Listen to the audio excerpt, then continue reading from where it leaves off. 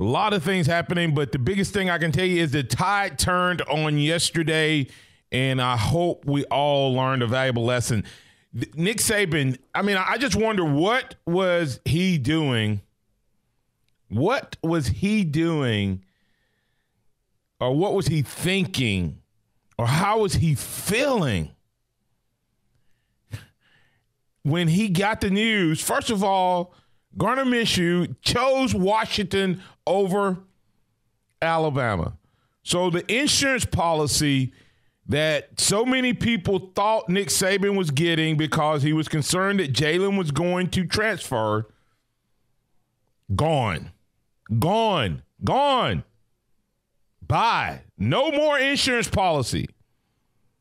And then to end practice with the guy that everyone else had penciled in as the starter from day one, saying there is no competition. Well, unfortunately, right now that's going to be the case because Alabama lost their hero from the national championship game in day one of practice. Hopefully no one is happy about that. Never want to see a young man get hurt, especially when it comes to a quarterback, their hand, their throwing hand, and their thumb. The latest report that I got is I was concerned that it was ligament damage. The latest report I heard was that it was a broken hand. I'm not reporting that as absolute gospel, but that was coming from a pretty good source, that it ended up being a broken hand and not any ligament damage. And I pray that that's all that it is. But this young man, Tua Tagovailoa, can absolutely spin the ball, and we're going to see, hopefully and prayerfully, it doesn't come back. But he tweeted out something, James, that made me think this was really, really serious, and they just didn't know exactly what was going on. From Tua's official Twitter account, he tweeted out the following: the power of the tongue, Proverbs 18:21. And that verse says the following: the tongue has the power of life and death, and those who love it will eat its fruit. And Ryan and I did a show last night for SEC Country immediately following the news and the press conference, and we talked about this. And I believe that at the moment he tweets this out, he doesn't have he doesn't have a solid report, but the report he's getting at that time was not very good. And there's another scripture that asks you a question: whose report will you believe? And Tua, I believe, was encouraging you, me, himself, everyone not to start speaking death over his situation. Now, some people say, there's no such thing as power of life and death in the tongue. Well, I believe in the scriptures, and I believe that there's life to it. I believe that a lot of people have spoke death to their situation, and many times you listen to people talk, and the very way they speak and talk will tell you whether or not they're going to come out of a situation on top or not.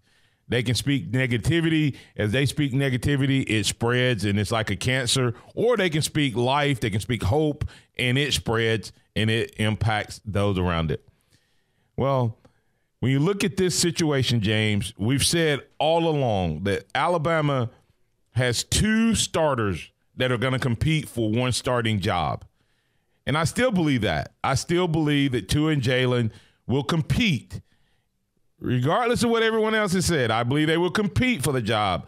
Do I believe that Tua, coming off of his game plus his skill set, had a lead in terms of just the skill set and what he brings to the table? Yes.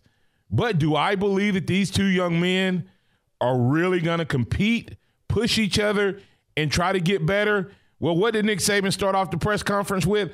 I'm telling them to embrace the target. In other words, Tua, you become the best you can be. Jalen, you become the best you can be. And then the two of you compete for this spot. And as a result of that, this team will be better. But I was asked by Ryan the question, when something like this happens, what is the potential or what could be some of the fallout?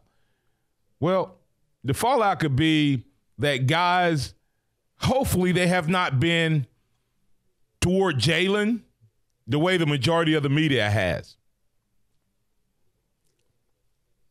The majority of, not the media, I'm sorry, the majority of the people who absolutely fell in love with Tua and said no matter what happened, had one guy yesterday say it doesn't really matter who takes the first snaps. It only matters who takes the snaps. I mean, because Jalen, if he do take the first snaps, won't be taking the snaps against Louisville.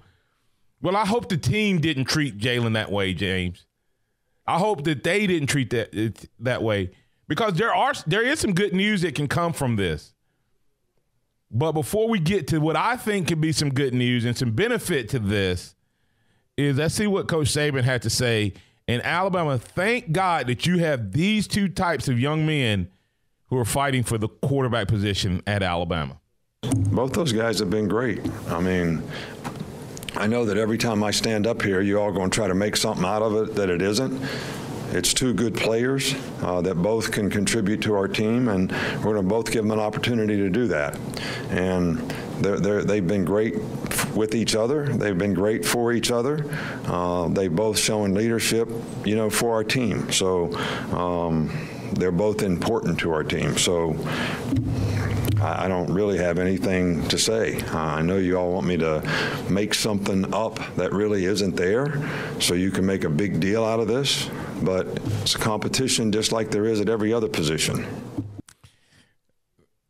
Nick Saban said it's a competition just like it is at every other position. Well, that competition took a huge hit yesterday, but if we can survive the spring, James, was it all bad? What was the condition of Tua coming out of the national championship game? Everybody said the team had complete confidence in him. They selected him as their quarterback. He's now their bona fide leader. Well, the reverse of that is the team didn't have confidence in Jalen, and he's now no longer their leader, right? That's what people seem to be insinuating. They may have not meant to, but that's what they're communicating. Well, Nick Saban says the opposite. But what I think happens right now, how can something this bad turn out to be good, is we've seen live and in person in the national championship game what Tua can do. That was a small sample size in live action, but we saw it. You could see what he did. When he came in against the scrubs of everybody, he was far superior, and you could see that. Even though, it was lesser opponents, when he came in, you could tell this guy really didn't need to be in here with these guys. It's sort of like if you got, a six-man in high school basketball who really is he's good enough to start, and you're up by 25 and you put this guy in, and this guy's really just a 10th grader. That's the only reason he's not starting, but he's really better. That's the way Tua was. Tua was good enough, and he was far superior to all of the talent. So you saw all year how good Tua could be. And then it manifested itself in real live action in the national championship game. But along the way, something else happened that now weighs heavy. And that was Jalen lost his own confidence. His team lost confidence in him. And his trajectory was going down versus up.